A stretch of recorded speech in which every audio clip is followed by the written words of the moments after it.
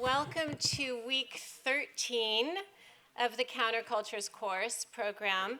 The title of this next phase of our course is called The Struggle for Utopia. And today, of course, we're here to hear Peter Coyote, Diggers, Communes and Counterculture, and the Death of Hope. So before I introduce Peter, I just wanted to briefly introduce this program again. For those of you, we have a bunch of groupies now, and we have students up in the front. You've heard this over the last 12 weeks, so bear with me. But Thinking Through Arts and Design at Berkeley is a project that is part course and part public lecture series, part art access program as well. And it's made possible by the generous support from the Mellon Foundation, Cal Performances, Lisa and Douglas Goldman, whose support of the Big Ideas program is organized through the Arts and Design Initiative, which is run by the Professor Shannon Jackson, who's here with us today. So together, all of these different entities have made it possible for us to offer this course and the public lecture series throughout the year. So thank you for those of you who are following our course. Thank you for those of you who are here today to hear Peter Coyote speak. And thank you to the students for having done so many difficult readings for our course. Today, the students have read Peter Coyote's Carla story, and so we'll be having a reading from that as well. So it's with great delight that I introduce Peter Coyote to you today, or Peter Coyote, as the French say, in the context of our California Countercultures course. I really can't imagine a better speaker to come to be with us at this particular moment in the course, but also in this particular political climate today. What is counterculture? What kind of culture does a counterculture counter? Can culture be a space of political opposition? Can culture be revolutionary? Activists and artists have asked these questions for generations, seeking out new ideas and new forms while struggling to create a new world within the shell of the old. And we added to this in the last few weeks. What does it mean to be a citizen activist? What does it mean to be an activist artist engaging in the public realm, which Peter can also address with his life work. So Peter Coyote's story is not only from the point of view of a major player in the countercultures, engaged in the practices of the time, communal living, drug-enhanced mystical experiences, anti-establishment politics, a mime trooper, a digger, a hippie, a Hells Angels acolyte, an Olima commune leader, peyote and LSD imbiber, mystic of the temporal lobe. But also from the point of view of today, of his today, 50 years after the Summer of Love, with the perspective of a full life as a writer, grandfather, ordained Zen Buddhist, actor and writer again, living in Sonoma County in 2017. So I spent the weekend rereading Peter Coyote's Sleeping Where I Fall, a chronicle, which was published by Counterpoint Press in 1998. And it's become a memoir of the counterculture par excellence. And recently, Michael Pollan said to me that he read it when he moved out to San Francisco, to the Bay Area, to Berkeley, to try to understand where he had landed, and that it was the best memoir that he's ever read. Is Michael here? In Peter's newest memoir, which I also read, The Rainman's Third Cure, An Irregular Education. By the way, I was reading this at the base of Mount Tam, so it seemed really appropriate, and it's like Sunday, like cuddled at the base of the mountain.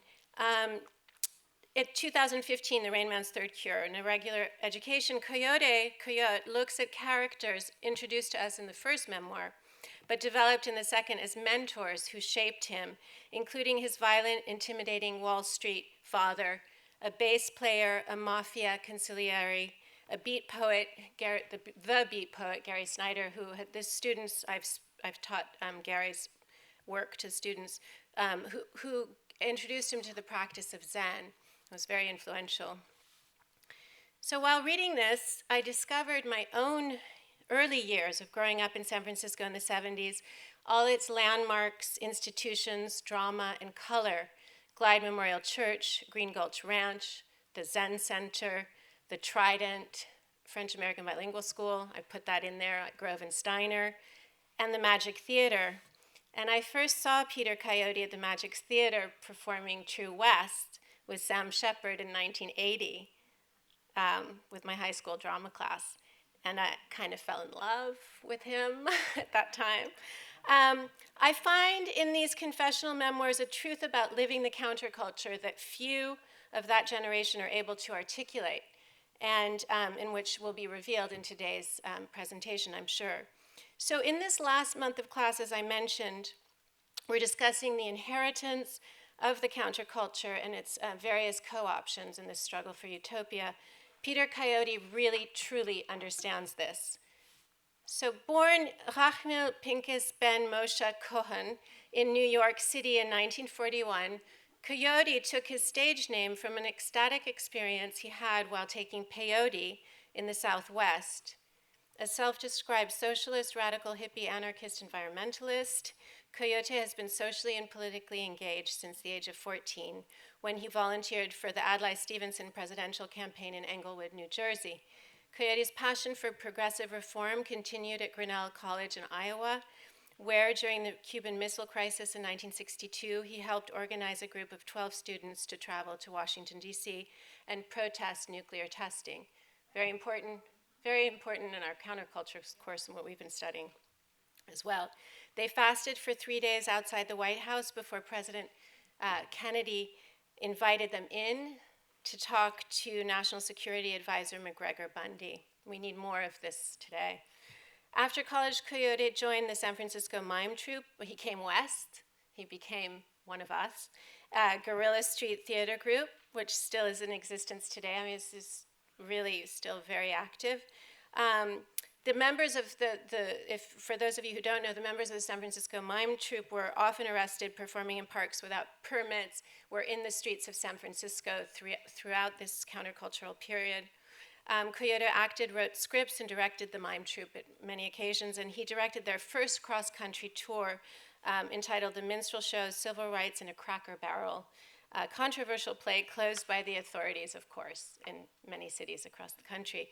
And so I realized at this standpoint of today that the practices of the San Francisco Mime Troupe, it really made sense to me today that they're really the precursors of what we would later call social practice at CCA, the California College of Arts, and in so many ways, the Mime Troupe's public engagement and unique performative contribution would make a great subject of a dissertation for those of you students out there looking for, in performance studies or elsewhere, looking for a subject.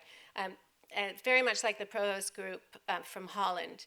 Coyote and some of his fellows from the Mime Troupe went on to form the Diggers, the anarchist group that acted out its ideas of what culture should be, questioning the core values of capitalism and distributing free food to runaways in the Haight-Ashbury neighborhood of San Francisco. Sometimes, and when I remember seeing this, and it really affected us in our high school, we ended up creating many years later, free food, and we gave our senior class gift to the Haight-Ashbury Free Clinic because of the Diggers,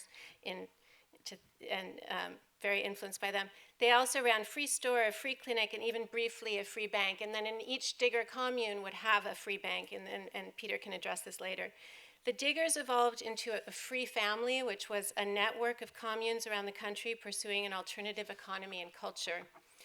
Of course, I can't stand at a stage in front of a giant screen without talking about Peter's career as an actor, who's been in more than 120 films and television shows, and he's always been on the wonderful fringes, the indie fringes of Hollywood, acting in some of my favorites, Roman Polanski's Bitter Moon, Spielberg's E.T., and Kika by Pedro Almodovar. The film A Woman in Love, and I was in Paris at the time, by French director Diane Curis, was a runaway hit in France, and he is considered a monstre sacré among the French cinephiles, and me, perhaps. This particular film propelled him into becoming a model, and Polanski's film, a model for French Vogue and Italian Vogue, and Nino Ceruti's fashion line. So you would see life-size, or even larger-than-life Peter Coyotes all throughout Paris when you would be walking in the 90s in Paris. In addition to his roles in film, Coyote has another career doing voiceover narrations for more than 120 films, and he just recently won the 2015 Emmy for the Roosevelts, and he also won an Emmy for Pacific Century, and then forthcoming is a series on Vietnam that we're very much looking forward to seeing. And finally, and what is not as well known about Coyote's career is his deep investment and work as an important art activist. We're standing in a museum and a Pacific Film Archive, a film archive.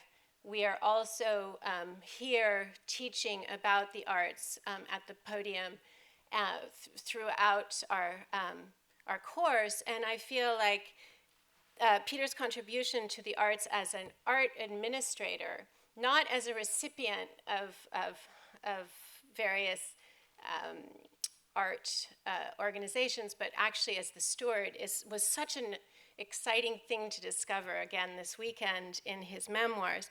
So you can picture this 12-year in counterculture hippie arriving in Sacramento in this heavy, unwieldy arts administration, working for Jerry Brown. It would kind of make a great movie. And in keeping with his dedication to community art that started with the Mime troupe, of course, and others, Peter Coyote was employed in the early 1970s by the San Francisco Arts Commission in the Historical Neighborhood Arts Program, NAP.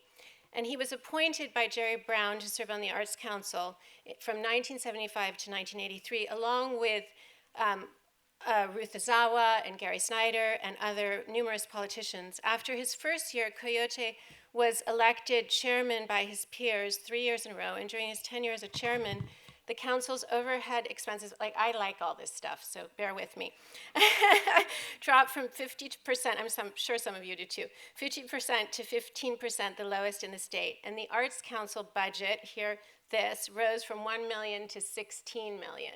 I think that's an extraordinary accomplishment. More importantly, his council introduced the idea of artists as creative problem solvers. And by paying artists to solve problems for the state, and I see some artists in the audience, you are great problem solvers, rather than just make art, they bypassed the objections of many conservative lawmakers. Coyote engineered relationships with 14 departments of state, which began to use artists in various capacities, paying 50 cents on the dollar at the time in the 70s. So, I'd like Peter's strong advocacy for the arts, music, theater, film, and visual arts are a legacy that may not be widely known, but in my humble opinion, standing here today, I think in teaching the students about recent Bay Area art and culture, he deserves our heartiest round of applause. Welcome, Peter.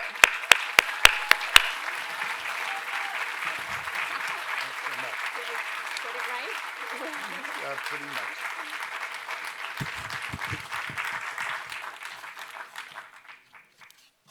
I'm the last guy that's been let out of the old hippie diorama for the 50th anniversary of the Summer of Love. Natasha, thank you very much for that fulsome introduction. I think you overlooked the part where they found me in the bulrushes.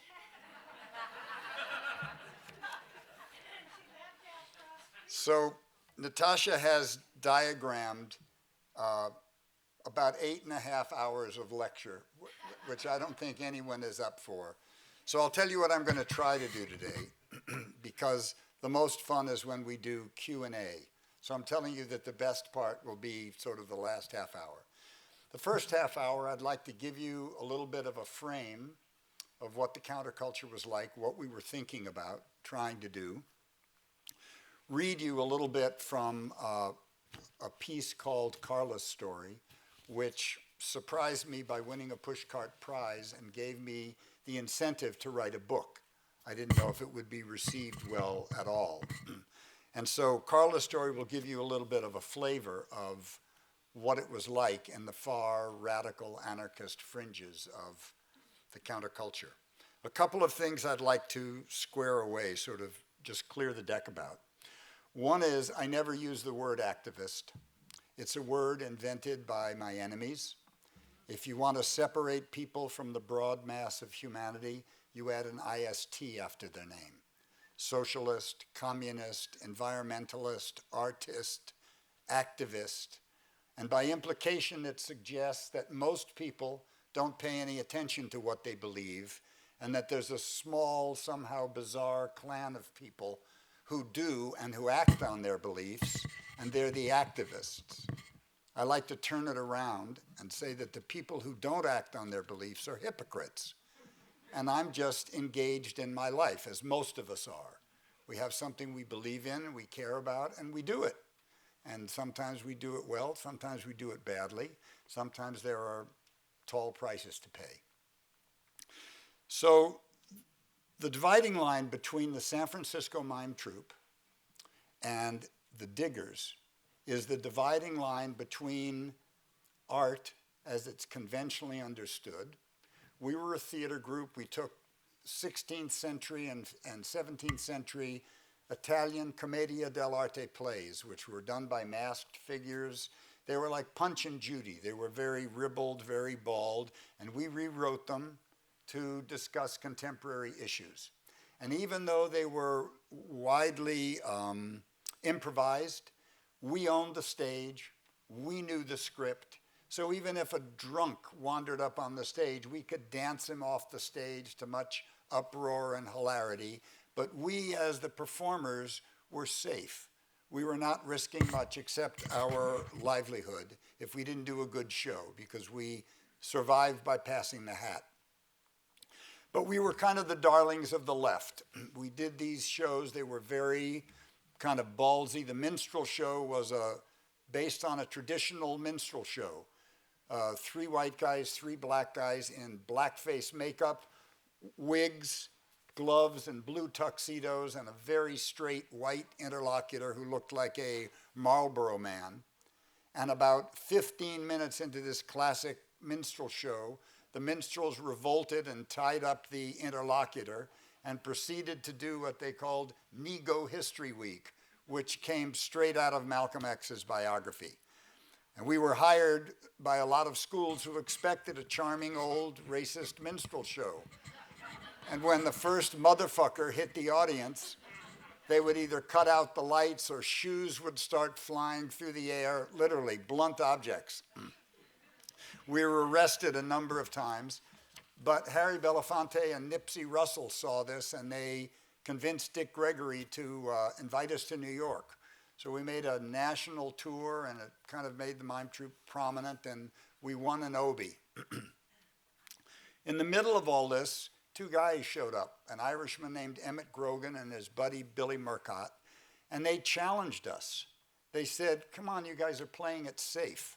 You own the stage, you're not going to be surprised, you're not going to really be in any trouble. You could use your artistic abilities to push the edge of the envelope further. And from this, the Diggers were born. So the Diggers were originally a 17th century group led by a man named Gerard Winstanley. And when the King of England took over the commons to graze his sheep, to raise wool for his woolen mills, the Diggers were the people who first cried private property is theft. And they moved back against the king's soldiers. Oliver Cromwell sent the army out to take them. And they were called the Diggers because every day they would bury their dead. And that's how they got that name. So we took that name. And the task that we took for ourselves was to imagine a future we would like to live in and to make it real by acting it out. Because the problem was that most of the revolutionary rhetoric at the time was decidedly left-wing, communist or socialist tinged. And while Karl Marx understood how capitalism worked very well, he was not a biologist, he was not an environmentalist, and he certainly never created a government that seemed to work any better than ours did.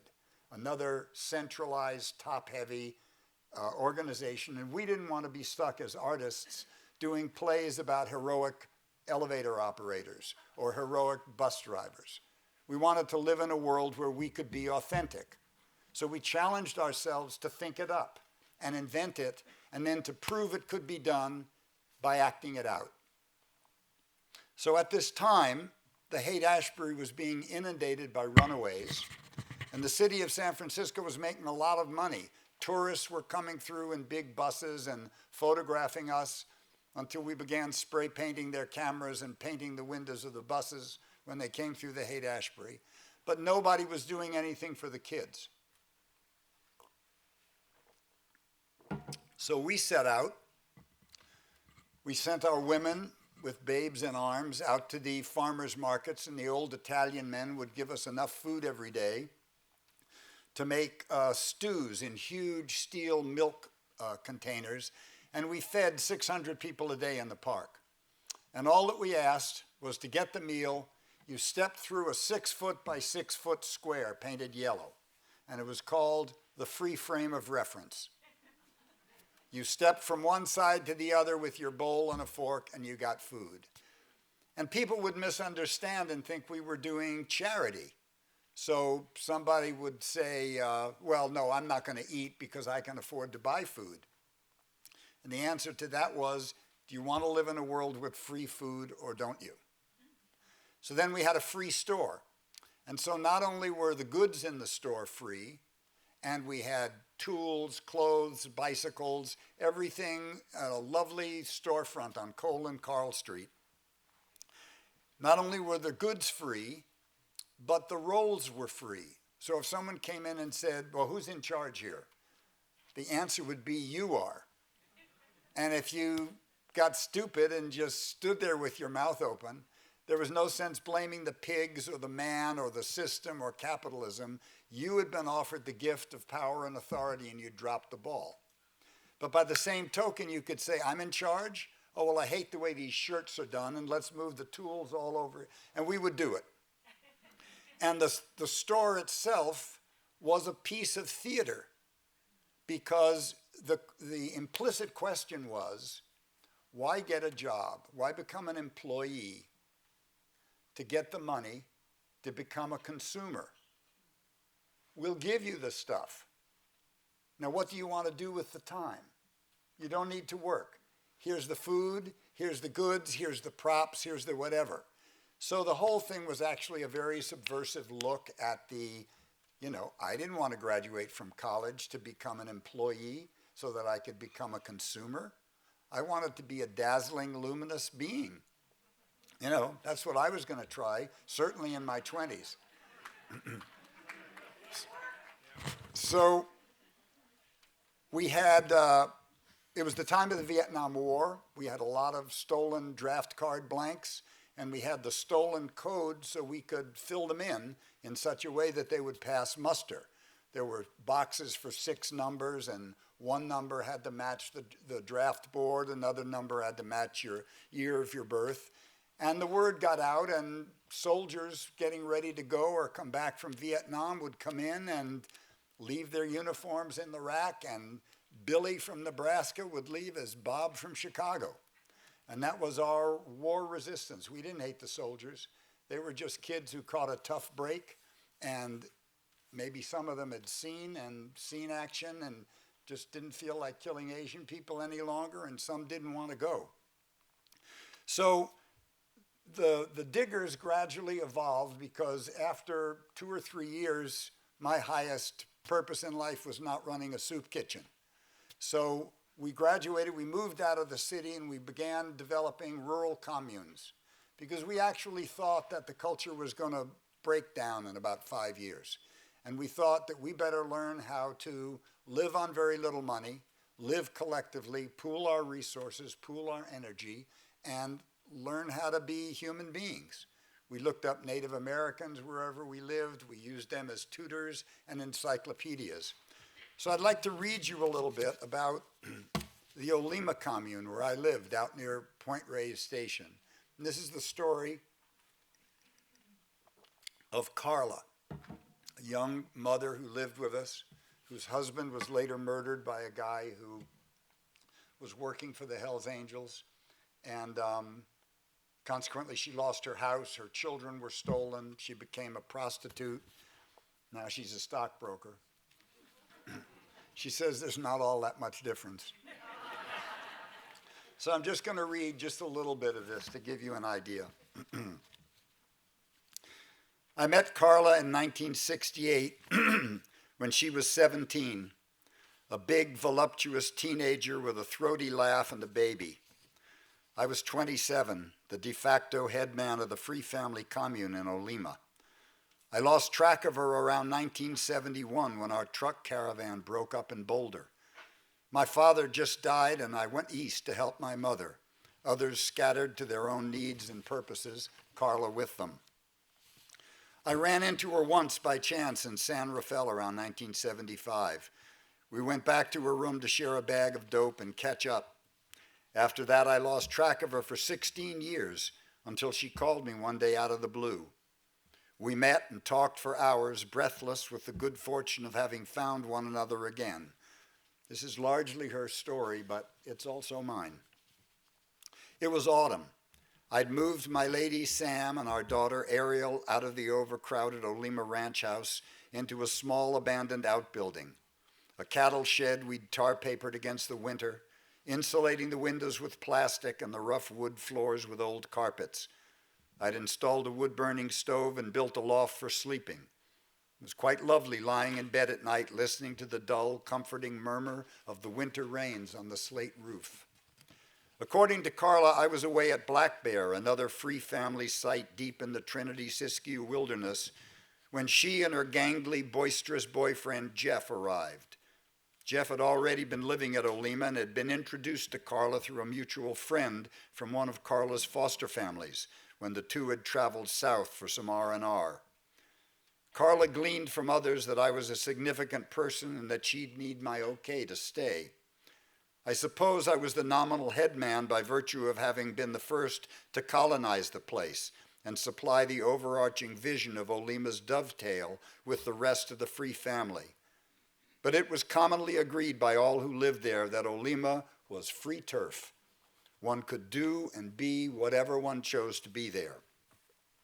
Carla remembers I made her feel at home when I returned, and that my old lady Sam appeared to her as omnicompetent and everything she might ever want to be.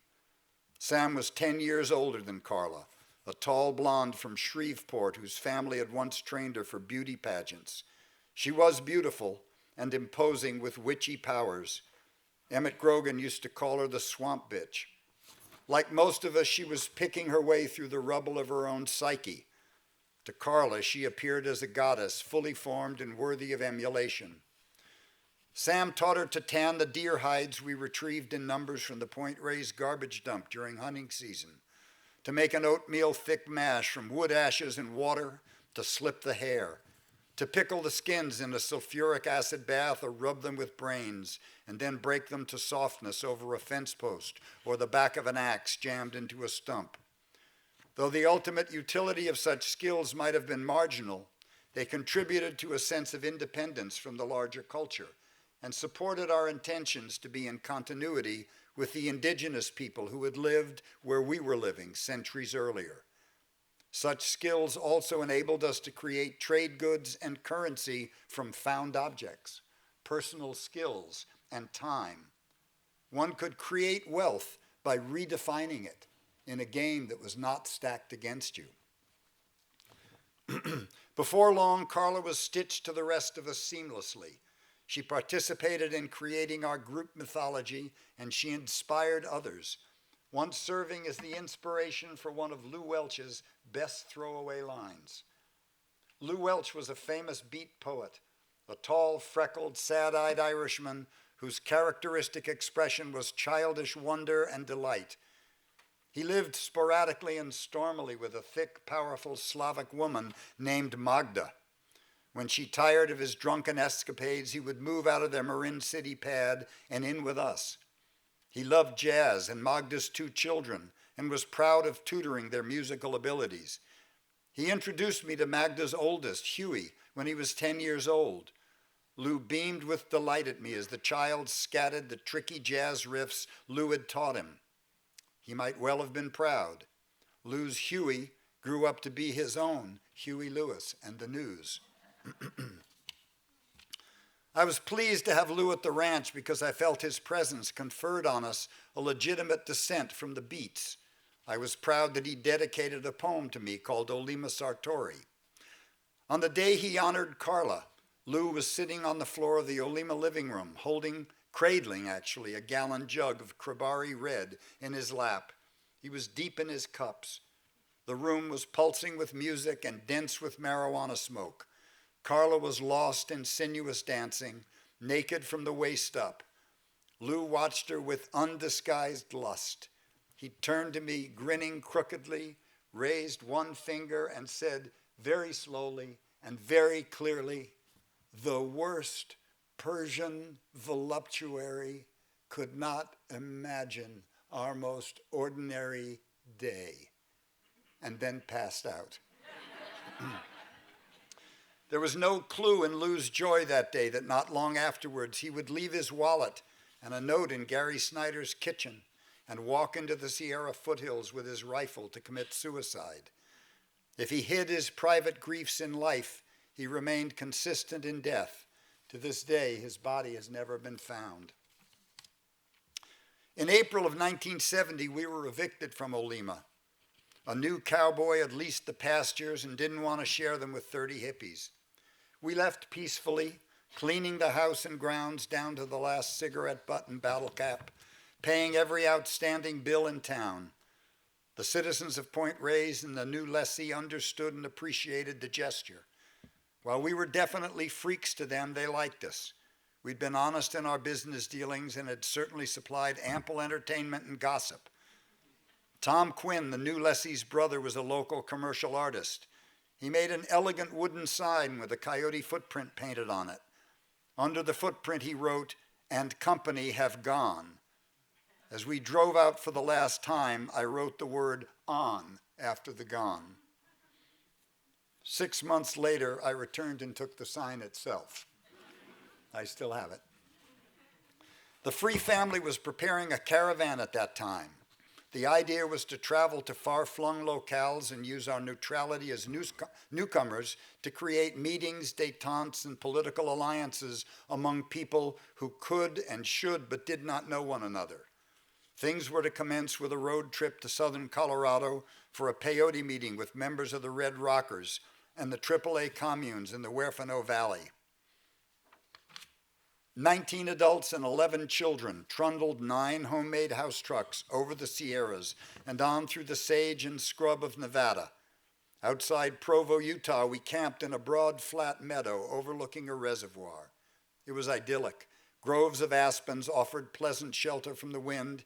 The grass was thick and long, the weather balmy. Everyone was having a great time. Everyone but Simon. Simon had joined us from Black Bear. He was tall and skinny with red pimples all over his body, so painful that he took to walking around naked. He also had a huge boil on his tongue that made speech almost impossible. I smashed up some Oregon grapefruit to make a blood-purifying tonic for him. It seemed to help, but he decided he needed vitamin C and went to town to steal some oranges. He was brought back by an apologetic sheriff. He had tried to be nice to us, he complained, had not hassled us during our stay, but now we'd embarrassed him in front of the town. Simon kept blubbering protestations which were unintelligible due to the boil festering in his mouth. We told him to shut up and apologize to the sheriff, promising to keep Simon confined to camp. One day, as Simon was wandering around naked, a car nosed along the trail and around a clump of aspen. Simon was either too stupefied from poisoned blood or too arrogantly proud to pay attention and cover himself. The driver floored his car and raced away. As we discovered later, the angry man was the owner of the property, and his wife and daughter had been sitting next to him. That night around 11, the sheriff, apologetic again, woke us.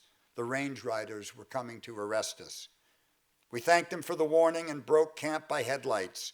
Only a little trampled grass showed we'd been resting there almost a week.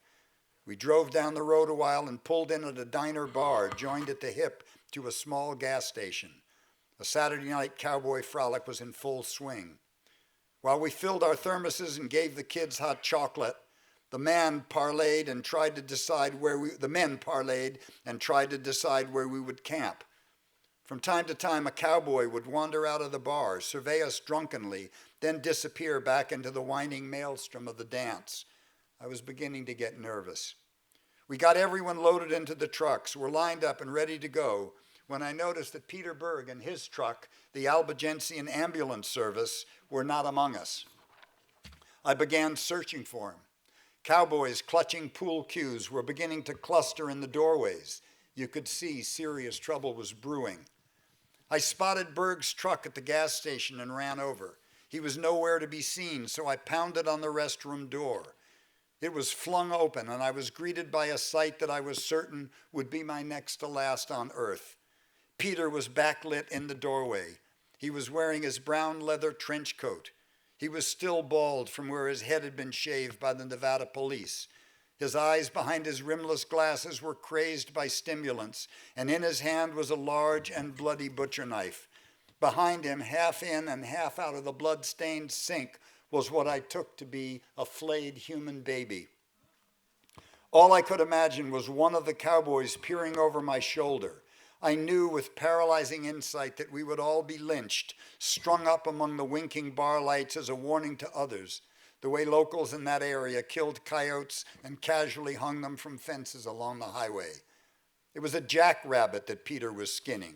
He had run over it on the way out and had not wanted to waste a possible addition to our stew. I regained enough voice to convey my urgency to him, and we gathered up the remains and fled, leaving the blood-stained washroom for the locals to ponder. That gives you kind of an idea. So that little story encapsulates one of the problems with a counterculture. And that is that a counterculture condemned us to marginality. If I were going to make a hip magazine today, I would make it look just like Time. I wouldn't give any visual cues as to what the politics of it were or what the style of it was. There were a lot of people in America who were not getting bandaged where they were wounded. Working class people, the same people who finally let it all go and elected Donald Trump. People who've been ignored for years, rural Americans and workers, ex-union people, people who've just been sidelined by automation, by globalism, by the being ignored by the Democratic Party for the last 45 years. And these people were in force then, but they were they were culturally conservative people. They didn't want their children playing with the children of long-haired feral hipsters who were smoking dope and practicing free love and God knows what else in those communes. And so our insistence on adhering to our own style actually drew a line between us and the people with whom we could have made common cause. They didn't necessarily make common cause with the leftists either, but the leftists were not so cultural as we were. So I wanted to pursue this a little bit because the cultural political divide is critically important. It's pretty fair to say that the 1960s, or in the aftermath of the 1960s, we lost every political battle. It's hard but fair. We didn't end racism. We didn't end capitalism. We didn't end imperialism. We didn't end neoliberalism. We didn't end the prison industrial complex. We didn't end a whole bunch of stuff. And starting with Reagan, there was a concerted effort to make sure that there would not be another generation of committed, politically engaged students. And they began actively writing us off as a bunch of, stoned losers with clunky peace symbols and bell-bottom pants. And they directed the next generation directly into Wall Street. Get a BMW, get an iPhone, whatever it is, have some toys. But if you actually look on the cultural front, we won everything. Everything. There's no place in the country you can't go today where there's not an active women's movement, where there's not an active group of people defending some creek, watershed, forest, where environmental consciousness is not being actively defended. There's no place in the country where there's not some equivalent of organic food and slow food. And people who are interested in organic food are also interested in the water and the soil and the air, and not so interested in Monsanto. And so you see today farmers in Nebraska fighting fracking to protect the air and the water and the soil because they're growing organic food. Alternative religious practices. Vipassana, Tibetan Buddhism, Zen Buddhism, Chan Buddhism, yoga, Ayurvedic practices, all fully accepted. Alternative medical practices, homeopathy, naturopathy, acupuncture, Ayurvedic massage. These are what people are doing in their lives. This is the deep water. Politics is the frothy white water on the surface. When Natasha mentioned earlier that I dedicated 8 years to building the Arts Council up from a $1 million budget to a $16 million budget, and then $2 million federal money, so $18 million. And we had artists hired all over the place as creative problem solvers, making films about teenage pregnancy with high school kids, helping dancers, helping senior citizens with mobility, artists doing the signage and the historicity for the state parks. It was reversed in one day. The day Jerry Brown was out of office, the new governor cut the budget back to $1 million. And it was a great wake up for me. I thought, holy shit, I don't have another decade to dedicate to something that can be reversed by fiat. But luckily I had begun my Zen practice by that time. And I realized that it may look slow, changing people one at a time, but when people have an insight, they never go back. When people change or have a spiritual awakening of some kind, they never go back. So it's just a slow and gradual logarithmic build. And when the founder of my lineage, Suzuki Roshi, came here in the early 1960s, he was sitting zazen by himself in a garage. And now there are literally thousands upon thousands of Buddhist centers and hundreds of thousands, if not millions of people, slowly, quietly practicing. And if these centers were cancers on a human body, you would say that that human body was at some risk of a catastrophic change. In the late 1970s, there was a guy named Prigogine, a Russian scientist, who won the Nobel Prize. And what he demonstrated is that when an organism is perturbed, if the perturbation is constant enough, it creates a transformation that radically changes it to absorb the contradictory destructive element. And he said that that holds true for a single-celled organism or a nation. So I've always taken that as a very positive change. Positive piece of information. When I was young, we thought the country was going to collapse in 5 years. Well, it doesn't. Things take a long time. But if you look at it, I travel all over the country. Certainly in my work as an actor, I've been everywhere. And there's no place that's the center anymore, which I actually love. Every place you go, there's a great coffee house. There are great musicians. There's a great little cultural front. There's a poetry magazine. There's some kind of concert with the local college. The hipsters are getting in touch with the farmers and trading information and moving back and forth.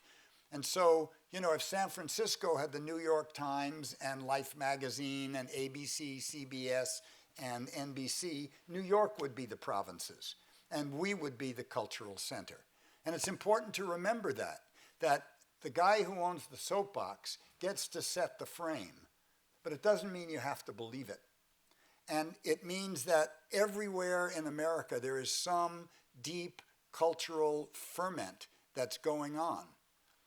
I'm sure many people in this room despair of at least the vulgarity, if not the retrograde qualities of the Trump presidency. But look how it's energized the left. Obama got elected, we all went home to blog. The only people that were left out in the street were the Tea Party. And the right wing has been consistently organizing since 1964, since Barry Goldwater lost the election. The Chamber of Commerce and the Republicans hired Lewis Powell just before he became a Supreme Court judge, and he wrote a white paper identifying the two gravest enemies of the American way of life as consumer advocates and environmentalists. And he set out the blueprint of sweeping the college campuses for bright kids, giving them free housing in Washington, setting up think tanks with radio and television stations, supporting your authors, running for the school board, running for the library council, running for the local board of supervisors. And the Republicans have been doing that consistently and obdurately ever since 1964. And that's why we have this set Congress and this kind of backward appearance. But it's all in the whitewater. It's all in the froth. And the way millions and millions of people are living their lives is that they're paying attention to what they eat, what they drink, how their land is, how their community is. We can organize, we can get better at what we do, but we've won the culture. Just like black people have won the culture. My son's age, kids my son's age are all listening to rap. So, because they're really under the most pressure, their language is the most cutting edge, their inventions are the most cutting edge. But we're really all in the same boat together. So that's really my thesis. So I've just painted a big bullseye on my forehead. I'd like to hear from you. I'd like to hear questions and see what you agree with and what you don't agree with. And let's just wing it a little bit. Yes? When you were talking about the communities you were existing as a part of, you talked a great deal about the open. Oh, wait, here's a mic. Let's wait for the mic. It may not be on. There's probably an app. You tell me and I'll repeat the question. When you were talking about the communities you were a part of and formulating, right, in many ways off the grid, you talked about the openness of those communities to be whatever you want to be, but then some of your language talked about men getting together and then the ladies, right? Okay, perfect. Thank you. For me, I sort of am wondering if you can point to some of the problems of those earlier countercultural movements in terms of gender equity, equity towards people of color, and equity towards LGBTQ people who were often not included. It's a great question. Could everyone hear the question? No, okay. So he said maybe I was putting a little bit of a gloss on the openness of the counterculture, but I talked about how the men would do this and the women would do that, and he raised the concern, where were we on issues of gender equity, LBGT equity, what kind of problems did we have? And it's about the most important question you could ask, because everything has a shadow. So in the digger community, on the surface of it, it looked very traditional. The women were together because they liked being together. One of the women said to me, we didn't care what you guys were doing. We liked all the mothers being together. We liked owning the house. And the women had the only source of money in the communes. So if a woman had a child, she could qualify for certain kind of aid to dependent children. And 2 people in a household would support 15 or 16 people. So we would have to negotiate with the women for the money and to make our case. But any woman who wanted to work on a truck was free to work on a truck, and there were a couple. And there were guys who wanted to stay in the kitchen. That was fine. The Coquettes came to Olima and lived with us for about 2 weeks, the only people who ever made me feel square. Guys in tutus with hairy legs and chests walking through the Point Reyes supermarket, sucking penis-shaped popsicles to the delight of the farm community. So the digger community was not so forward in terms of making women's rights an issue. And I personally ran into that head on in one commune out in Colorado, where my lover at the time jumped up, was going to get a cup of coffee, and said, "Hey, can I get you a cup of coffee?" And some women took her to task for serving a man. And we got into it. And, you know, I had to learn some stuff. I remember with embarrassment saying to a woman whose lover had left her at Olima, I said, "Oh, you know, don't worry. You're a fine woman and you're going to find some great man to take care of you." You know, well, you have to start somewhere and you have to learn.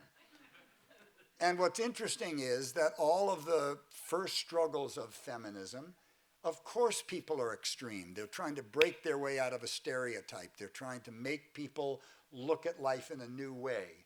And you could say the same thing for counterculture people. The reason why we adhered so strictly to our sense of freedom and personal style. But the fruit of the payoff are our children. So my daughter is a PhD psychologist, a feminist who loves to wear lipstick and high heels and go dancing all night. And she's just absorbed all the feminist culture and values, and she's in no contradiction about it. She doesn't have to be angry about it. And so it's like the guy that invented television. He couldn't play with television. The people that grew up with television play with television. So the other shadow side of commune life is that we were so busy being heroes that we didn't have any developed vocabulary for interpersonal disputes. Things would simmer. If you live in free land, and I wake up and I like to wash my face in a clean sink, and my brother Kent has just finished cleaning the transmission in the sink, there's no revolutionary rhetoric I can bring to bear to impose my point of view over his. And so what really resolved a lot of these things and forced these conflicts and unresolved things out in the open was the arrival of children. Because children required a certain kind of order. You couldn't have Wino Eddie playing the tom-toms at 4 a.m, stoned out of his nut, if mothers are getting up at 5 to nurse. And so gradually it sort of fractured the anything goes ethos of those communities because, you know, where heretofore do your own thing was our motto. So if Samurai Bob wanted to sit around and smoke dope all day, no one was going to say don't. But suddenly when your children and people were struggling for income and wanted to keep their families more or less together, people like that were perceived as a drag. So we lost all our land bases. And when that finally happened, a lot of nuclear families went off to live together. But that doesn't mean we traded in our values. I'm still on a mailing list of 108 people of the Free Family.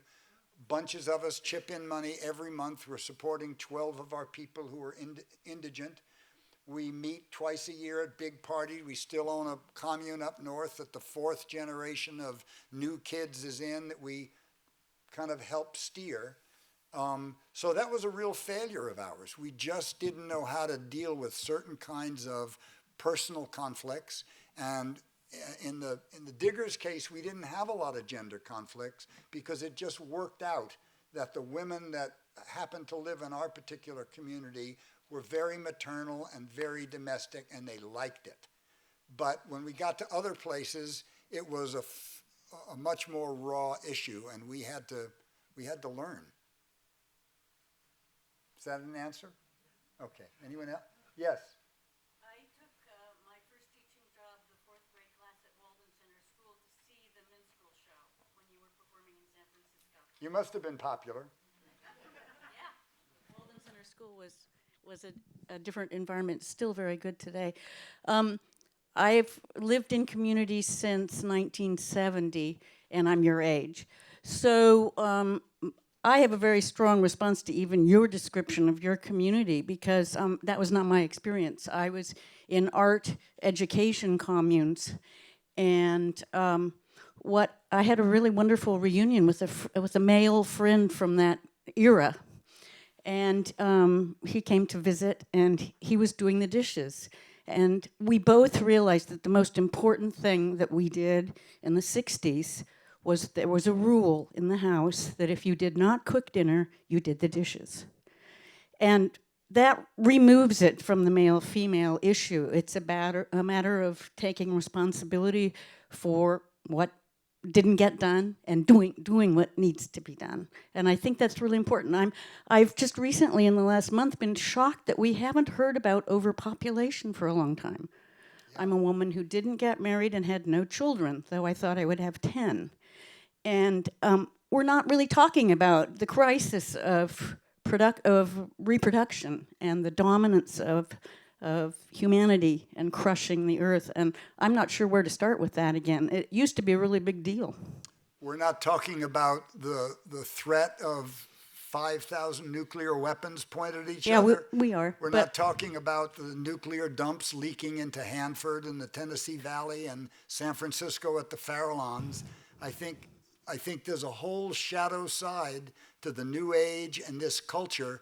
I mean, this guy Rex Tillerson, who's Secretary of State, in 1977, Exxon scientists told him about global warming and said it was resulting from carbon fuel.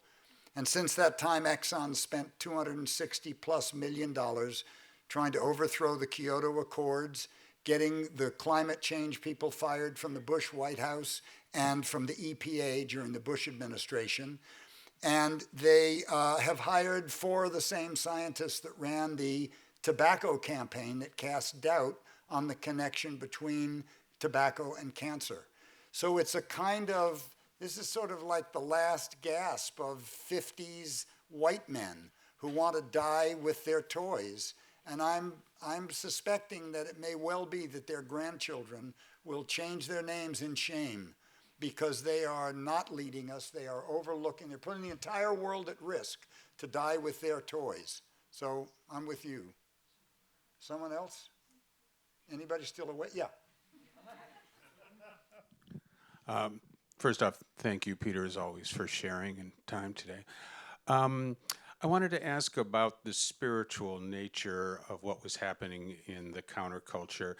I recently read the Houseboat Summit with Leary and Ginsberg and Gary Snyder and Alan Watts, talking about the time of the human being and about the direction the spiritual nature of the movement should be in. And you've talked a lot about Gary's influence on you, but at that time and that the Diggers were happening, what were the spiritual influences? What was the direction? Or was it mostly just, we're not going to do the traditional Judeo-Christian Western thought? No, I think that's a good question. So I would say that there was not an articulated spiritual feeling, but it was very, very prominent on the West Coast.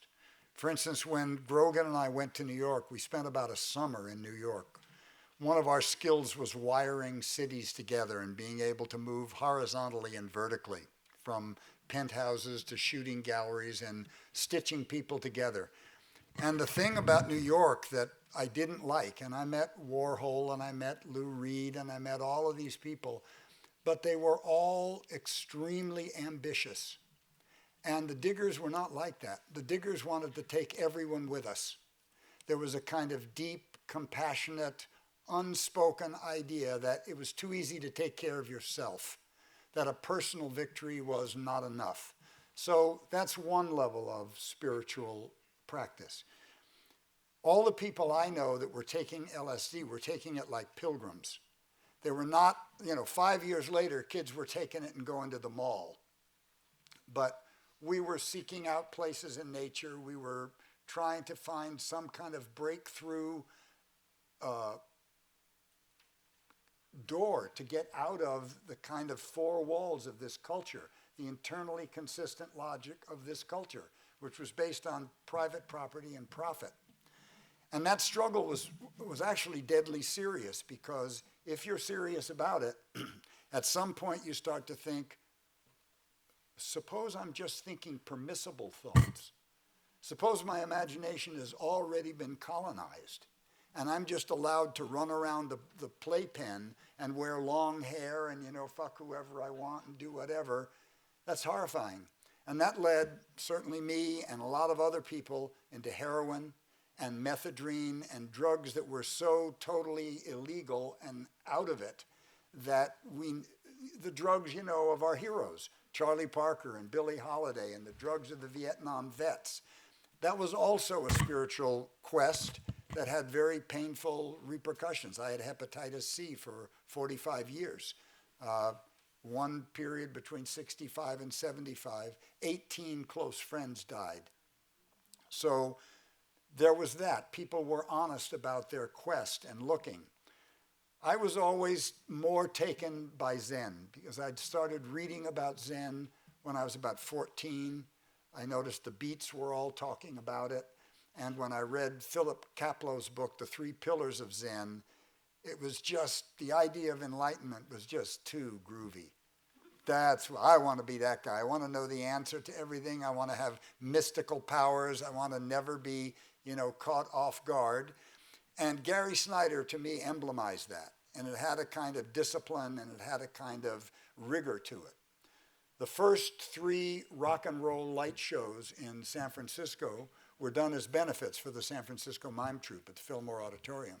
And the first one was done for Tim Leary. And I thought he was too loosey-goosey. I thought, you can't just advertise, tell everybody to drop this, and regardless of their psychological state and preparedness and regardless of were there support systems for them, that's like criminal negligence.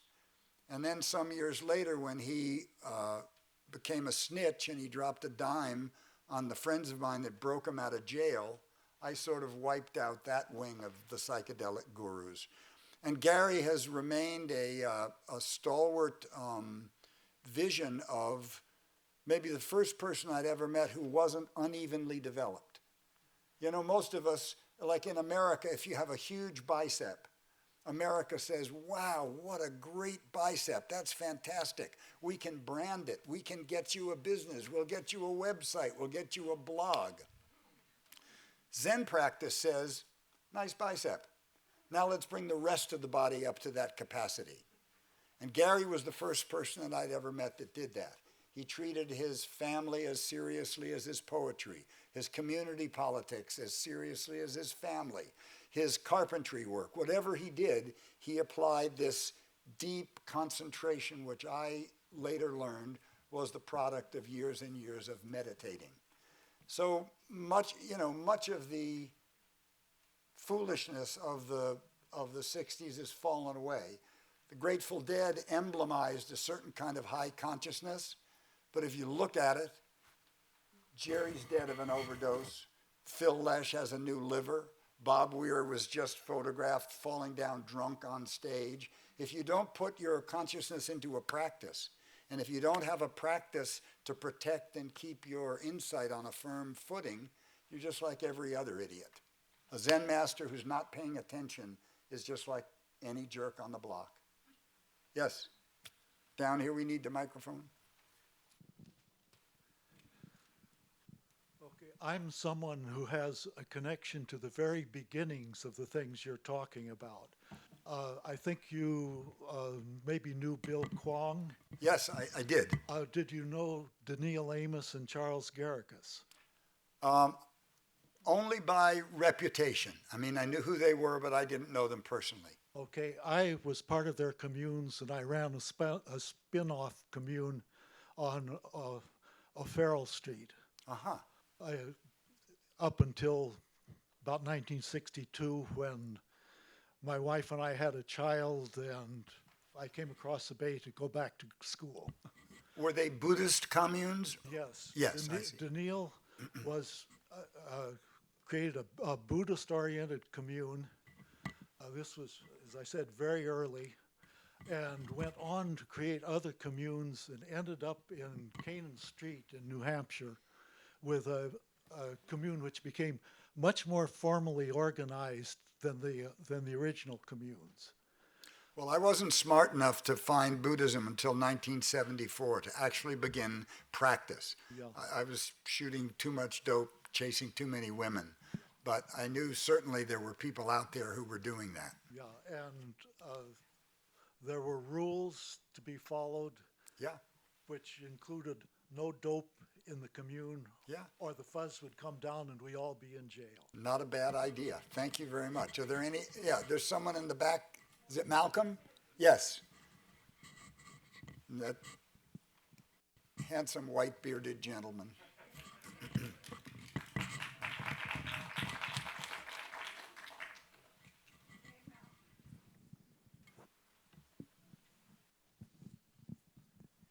So, Peter, I agree with you about the fact that we've, in some ways, won the Cultural Revolution, but in some ways we haven't. And it's something that's what I've noticed, the big change that I've noticed in the last 40 years has been the increasing use of salesmanship in everything we do. And we don't know how to talk to one another without trying to sell something to one another. And I think that, and it's in our way of thinking. And I keep coming back to that wonderful line of William Merwin, where he said, I want to talk to you of the forest, I'll have to speak in a forgotten language. And I think the forgotten language of art is what we have to get back to. But what I want to ask you about is that you and Gary and various other of us were influenced by American Indians. And I think back in the 60s and the 70s, there was the sense that we had a lot to learn from them. And I still think we do. And to what extent is this shaped your vision, and to what extent do we still have to learn? So, okay. So first, let me just ask. So, do you feel I'm selling you something? Yes. Okay. Yes, I do. And I think you're selling us something that has to do with, it's not a bad product. Thanks. Thanks for that. It's not a bad product, and I think that, and I'll buy anything from you. But I do feel that I feel that we're so unconscious of it, that we don't know how to talk to one another without selling something. Well, fair enough. I was invited here to kind of sell a view that's often underrepresented, but I agree. It's difficult to defend a point of view or defend a perspective without sounding like you're pitching it. When we moved out to the land, it became really apparent that the encyclopedias of all the natural wisdom of 8,000 to 18,000 years of occupation were Native American. And I began at that time consistently putting myself in a position of pedagogy. I went to live with Rolling Thunder, a Paiute Shoshone shaman. I knew Karuk and Yurok people up near Black Bear. I went to the gambling games with them. I went hunting with them. I have friends, neighbors who are both basket weavers, Pomo Indians, Pomo Miwok Indians out in Forestville. And I've stayed involved. I've been one of the two non-native advisors to Leonard Peltier for 40 years, me and Peter Matheson. So I agree with Malcolm that these are the real sources of cultural information about how to live in a non-destructive way on this continent. And it's to the shame of all of our forebears that we came over here adhering so strictly to European visions that we ignored the way people were actually and successfully living here. I don't know how to project that onto a large scale. I mean, I do it in my life. I still go to gambling games. I still go to ceremonies with my native friends because I realize the value of it and the necessity of it and the corrective to Western European culture that they give me. And Malcolm, you've certainly labored yeoman's labor to bring this information and native perspectives out in publishing for 40 years. Is it critically necessary? Yes. Are they still the most oppressed population in America? Yes. Are they still ignored and kind of left, if not persecuted, left to benign neglect? Yes, they are. Do I have to take some responsibility maybe for not doing more? Yes, but I don't know exactly what to do because I'm also tasked with trying to integrate what I've learned from them into a life that will make sense for my children and that I can model for other people. So I'm trying to sell that too. Thank you. Thank you. Somebody next to, yeah. It's not really a question. I want to make a sales pitch. I heard you say we lost our land base, and I'm assuming that you're talking about your tribe lost its land base. Is that correct? Not the we in the terms of the counterculture movement. No, And my tribe. yeah. We, So I we, just didn't, really we only had one land base we owned, which is still owned by 200 people up in Trinity Siskiyou Wilderness, but every other commune was taken out from under us, including my family farm after my dad died. So I just wanted to affirm that there are really thousands of intentional communities who do still have land bases and who are raising the third and fourth generation and are very successful. And just to remember that it's still happening very strong. And in terms of also the issue about not having conflict resolution skills, which you brought up, these are embraced hugely. These learnings of how to deal with conflict, and so much has been learned. Just like we had to learn how to do agriculture and the very, very most basic things. And so these conflict resolution skills are very well grounded in the communities today, in the communities movement. So Well, that's a perfect example of a learning curve. You're right to call me to task for that, but like I'm not a spokesman for the entire counterculture. I was just recounting the history of what my little parochial scene was, but it's true. There are intentional communities up near me in Sebastopol, and they're doing well, and they're continuing. Natasha, you gave me something? Oh, that was the peyote trip, because I was going to ask you about your relationship with the sacred through peyote, but you don't have to. Well, I'd like to give other people a chance to kind of. Here, students right here. Oh, yeah. Hi. I thought your point about winning the Cultural Revolution was really interesting because I agree that there's an environmentalist legacy that originates in these kind of California countercultures that persist today. And today they really rally around combating global warming.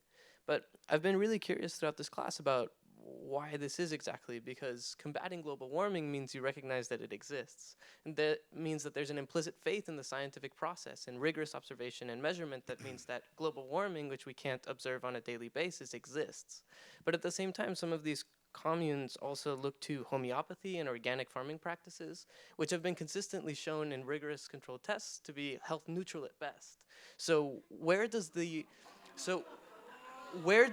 scientific authority in some of these movements and in this generation come from? Who do you look to decide which of these movements to espouse and which ones to reject?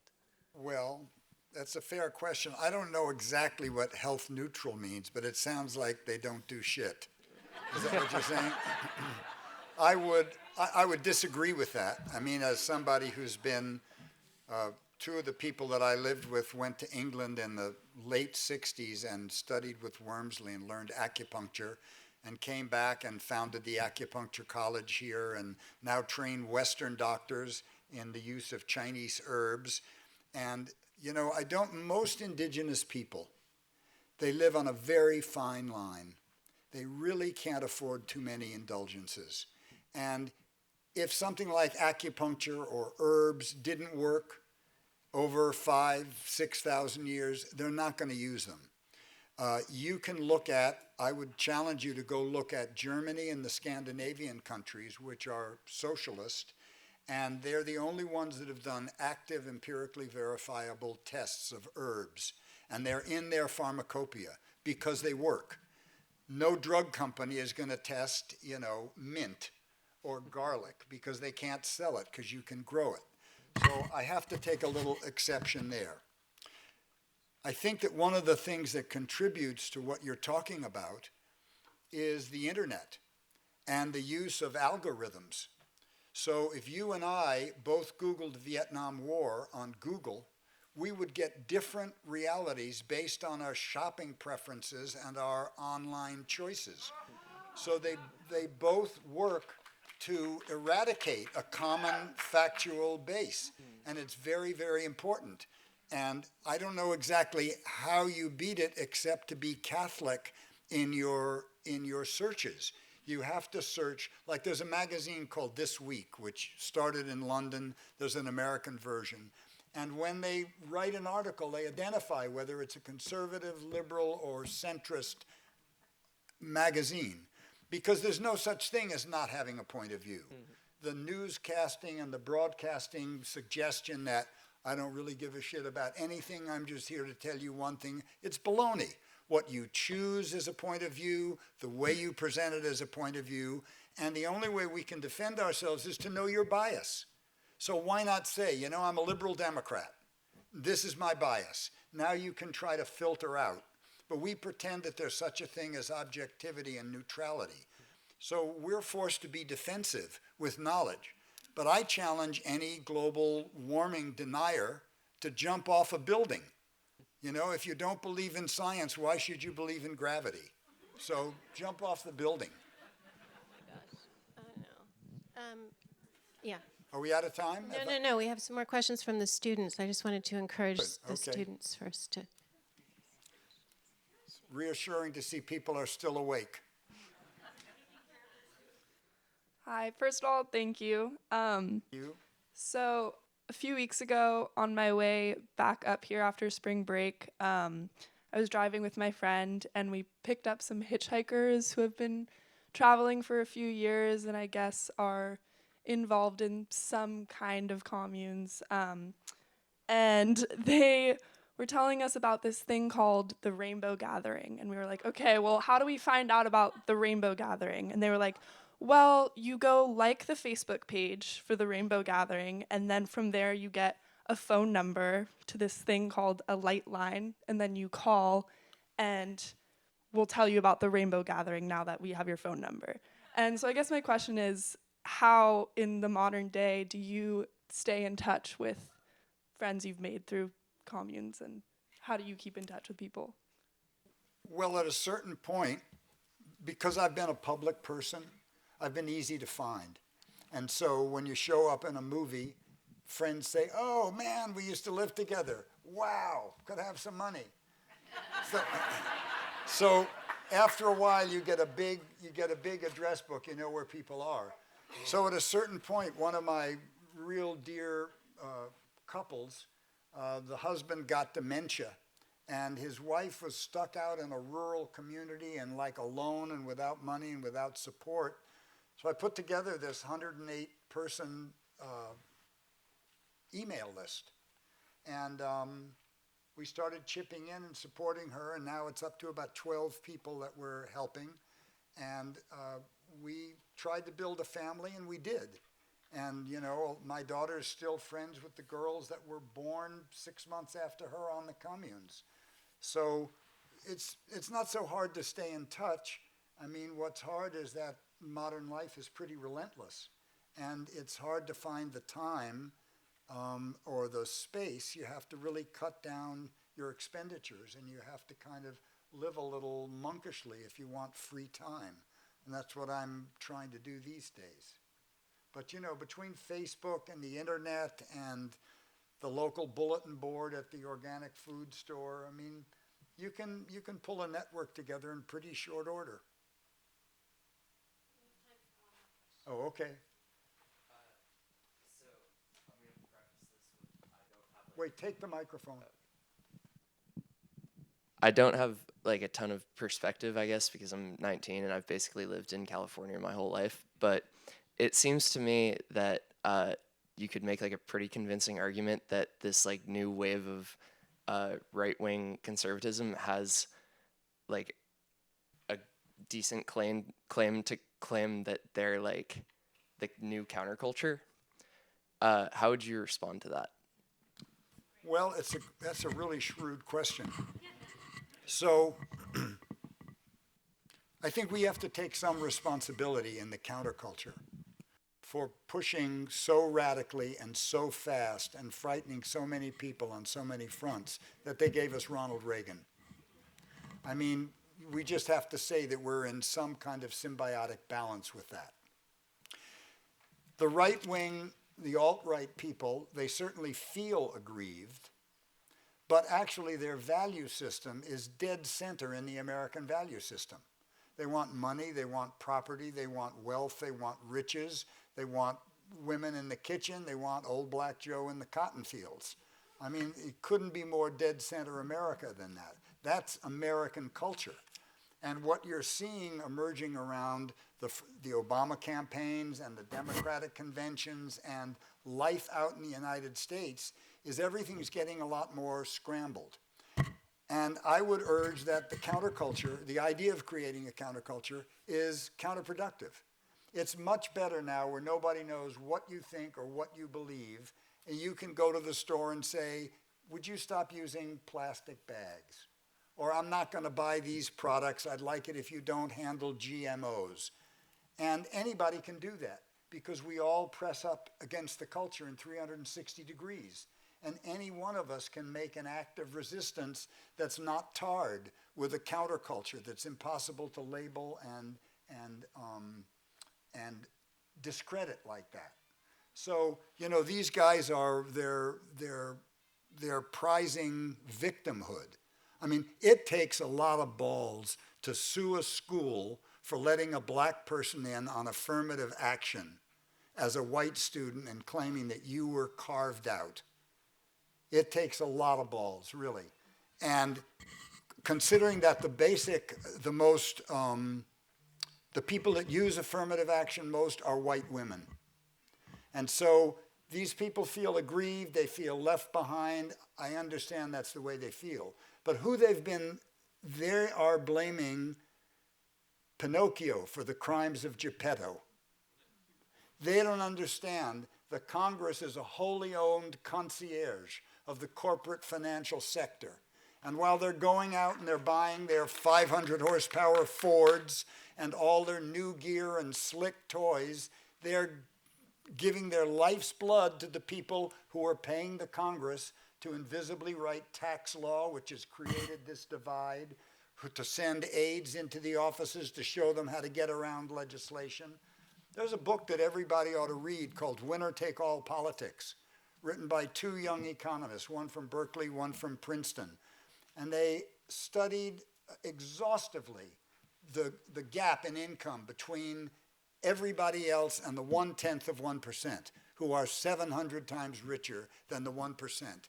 And they checked globalism, they checked disparities of education, they checked robots, they checked everything until they finally got down to the answer. And the answer was stupefyingly simple. The 1/10% pays for all the political campaigns. Bingo.